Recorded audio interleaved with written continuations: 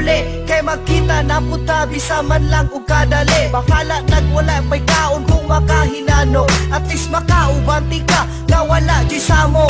Daghan man og lamok katulra kong isinde, aron tuloy ang ligaya maghigda ko sa katre. Ayo jud kabala ka sa atong pagsuroy, kay kining urasa ni atong wanek i-enjoy. Para di ka maminghoy, libuto natong Asya, kaya kay natubuhato ng mga pantasya. Syempre dili jud nako panampason nga mugakos, karon sa imo makahalong nako kinatos. Sinana ko maantos, tanan na natin noon, apan unsay nahitabo kalit kong nabulabo. Nakamata ko sayo naman di ay sa buntag, pagkanindot sa akong damgo niya unta mausap.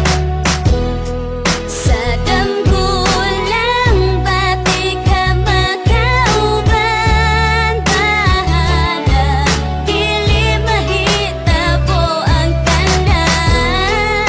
Akong buhaton kutob sa kong makaya, kay gihigop majud kaayo tika. Kau di pasabot nagulat ay bungi badayan, pero pag mahitabo lagi di ko mo baliban. Una na kong pagkakita ni mo katong gabi una, kung manguyap ka sugto di ka na way pagduha-duha. Nahitabo man tod pero ako di ay nasaylo, na amiga lang patanaw ni mo bisag sakit sa buot. Nahiagop ang kami mamipatim awang kamatooran, bisag sa dam ko lang mahitabo na ikaw makauban. Ikaw na gustuhan og palihog paminawan ni, napukawan ni mong kasing-kasing ingon ani na baagi. Desidido kay ko naigog maujud kayo tika, pero unsaon man ko wala ko sa imo'y tsansa.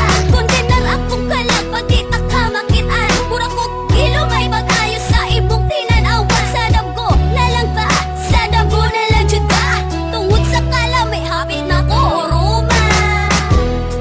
Sa damgo lang pati ka makauban, bahala dili mahitabo ang tanan.